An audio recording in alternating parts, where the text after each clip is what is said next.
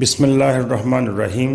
अस्सलामु अलैकुम जी आया ਨੂੰ ਰੈਕਸ ਕਿਚਨ ਵਿੱਚ ਸਾਰੇ ਦੋਸਤਾਂ ਨੂੰ ਖੁਸ਼ ਆਮਦੀਦ। ਅੱਜ ਅਸੀਂ ਮਟਨ ਨਿਹਾਰੀ ਬਣਾ ਰਹੇ ਹਾਂ।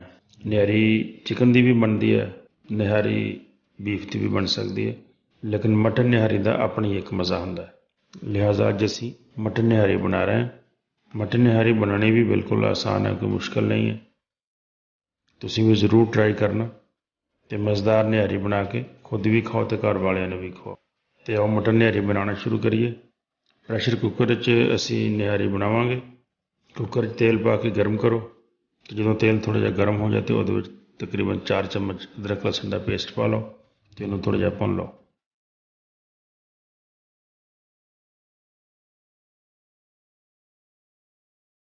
ਜਦੋਂ ਥੋੜ੍ਹਾ ਜਿਹਾ ਪੇਸਟ ਭੁੱਜ ਜਾਏ ਅਤੇ ਅਸੀਂ ਉਹਦੇ ਵਿੱਚ ਮਟਨ ਪਾ ਦਿਆਂਗੇ।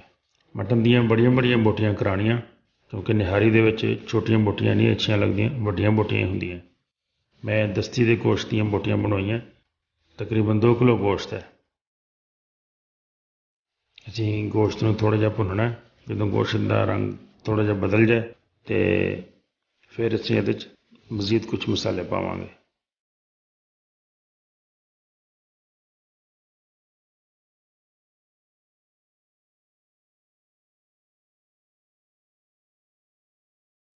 ਮਟਨ ਥੋੜ੍ਹਾ ਜਿਹਾ ਭੁੱਜ ਗਿਆ, ਰੰਗ ਵੀ ਦੇਖੋ ਬਦਲ ਗਿਆ।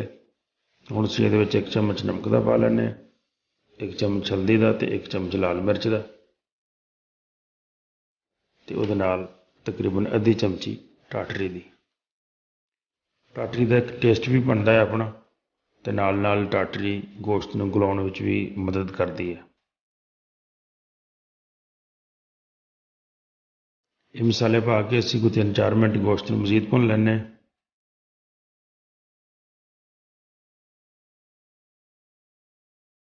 ਅਤੇ ਹੁਣ ਅਸੀਂ ਫਰਾਈ ਕੀਤੇ ਹੋਏ ਪਿਆਜ਼ ਦਾ ਪੇਸਟ ਬਣਾ ਕੇ ਰੱਖਿਆ ਸੀ, ਥੋੜ੍ਹਾ ਜਿਹਾ ਦਹੀਂ ਸ਼ਾਮਿਲ ਕਰਕੇ ਫਰਾਈ ਪਿਆਜ਼ ਦਾ ਪੇਸਟ ਬਣਾ ਲਿਆ ਸੀ, ਉਹ ਪੇਸਟ ਸ਼ਾਮਿਲ ਕਰਦੇ ਹਾਂ। ਅੱਛੀ ਤਰ੍ਹਾਂ ਮਿਕਸ ਕਰ ਲਓ ਅਤੇ ਮਜ਼ੀਦ ਥੋੜ੍ਹਾ ਜਿਹਾ ਗੋਸ਼ਤ ਨੂੰ ਪਕਾਓ। ਮੇਰੀਆਂ ਤਮਾਮ ਵੀਡੀਓ ਤੁਸੀਂ ਫੇਸਬੁੱਕ 'ਤੇ ਵੀ ਦੇਖ ਸਕਦੇ ਹੋ। ਰੈਕਸ ਕਿਚਨ ਦੇ ਨਾਮ ਦਾ ਫੇਸਬੁੱਕ ਪੇਜ ਬਣਿਆ ਹੋਇਆ, ਅਤੇ ਤੁਸੀਂ ਉੱਥੇ ਵੀ ਪੇਜ ਨੂੰ ਲਾਈਕ ਕਰੋ ਅਤੇ ਨਾਲੇ ਵੀਡੀਓਜ਼ ਦੇਖੋ।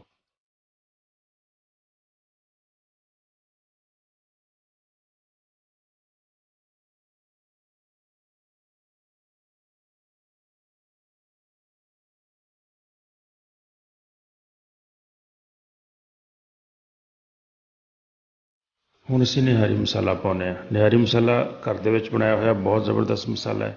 ਅਸੀਂ ਇਹਦੇ 4 ਚਮਚ ਸ਼ਾਮਿਲ ਕਰ ਰਹੇ ਹਾਂ। ਨਿਹਾਰੀ ਮਸਾਲਾ ਬਣਾਉਣ ਦੀ ਰੈਸਪੀ ਮੇਰੇ ਚੈਨਲ 'ਤੇ ਮੌਜੂਦ ਹੈ, ਉਹਦਾ ਲਿੰਕ ਵੀ ਡਿਸਕ੍ਰਿਪਸ਼ਨ ਬਾਕਸ ਵਿੱਚ ਮੈਂ ਦੇ ਦਿਆਂਗਾ, ਅਤੇ ਜ਼ਰੂਰ ਉੱਥੋਂ ਚੈੱਕ ਕਰੋ ਅਤੇ ਨਿਹਾਰੀ ਮਸਾਲਾ ਘਰ ਬਣਾ ਕੇ ਰੱਖੋ ਅਤੇ ਉਹੀ ਇਸਤੇਮਾਲ ਕਰੋ।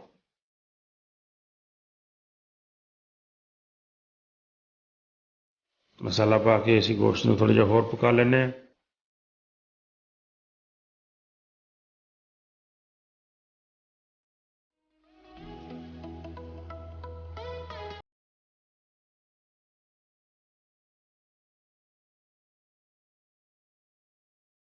ਮਸਾਲਾ ਅੱਛੀ ਤਰ੍ਹਾਂ ਭੁੱਜ ਗਿਆ ਅਤੇ ਹੁਣ ਅਸੀਂ ਤਕਰੀਬਨ 4 ਗਲਾਸ ਪਾਣੀ ਦੇ ਸ਼ਾਮਿਲ ਕਰਾਂਗੇ।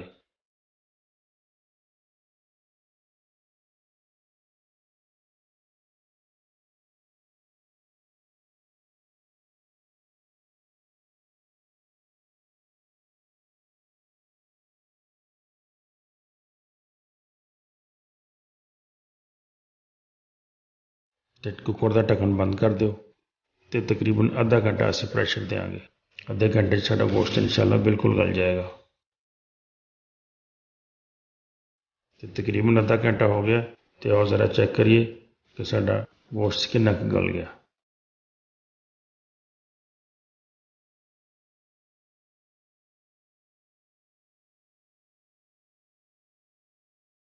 ਦੇਖੋ ਸਾਡੀਆਂ ਬੋਟੀਆਂ ਬਿਲਕੁਲ ਗਲ ਗਈਆਂ। ਨਿਹਾਰੀ ਦਾ ਗੋਸ਼ਤ ਇੰਨਾ ਹੀ ਗਲਿਆ ਹੋਣਾ ਚਾਹੀਦਾ, ਬਹੁਤ ਅੱਛਾ ਗੋਸ਼ਤ ਗਲ ਗਿਆ।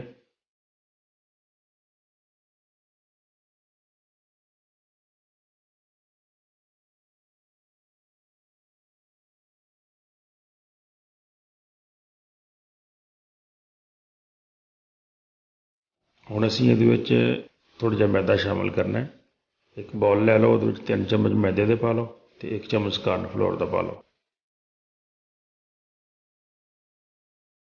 थोड़ा जिहा पानी पा के अच्छी तरह मिक्स कर लो ताकि गुठलियाँ वगैरह बिल्कुल नहीं रहनियां चाहिदियां।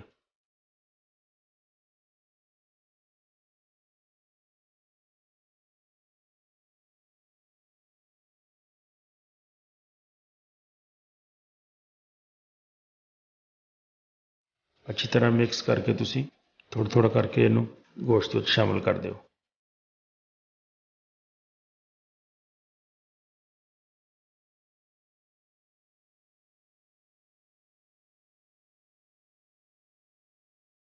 ਜਿਹੜੇ ਦੋਸਤ ਮੇਰੇ ਚੈਨਲ ਤੇ ਨਵੇਂ ਆਏ ਆ ਤੇ ਉਹਨਾਂ ਨੇ ਮੇਰੇ ਚੈਨਲ ਨੂੰ ਹਜੇ ਤਾਈਂ ਸਬਸਕ੍ਰਾਈਬ ਨਹੀਂ ਕੀਤਾ ਤੇ ਬਰਾਏ ਮਿਹਰਬਾਨੀ ਮੇਰੇ ਚੈਨਲ ਨੂੰ ਸਬਸਕ੍ਰਾਈਬ ਜ਼ਰੂਰ ਕਰ ਲੈਣ।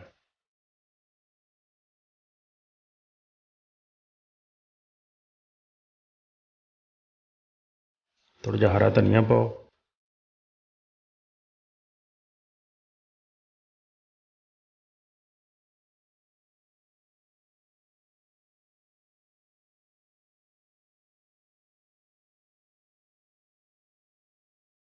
तो थोड़ा जिहा लंबा लंबा कट्टिया होया अदरक पा दिओ तो साडी मटन निहारी बिल्कुल तैयार हो गई। बहुत मज़ेदार निहारी बनी है। हुण डिश आउट करो तो सर्व करो। तुसीं भी ट्राई करियो, देखो बहुत आसान है बनानी, कोई मुश्किल नहीं है। मेरी वीडियो देखने का बहुत शुक्रिया। अस्सलाम वालेकुम।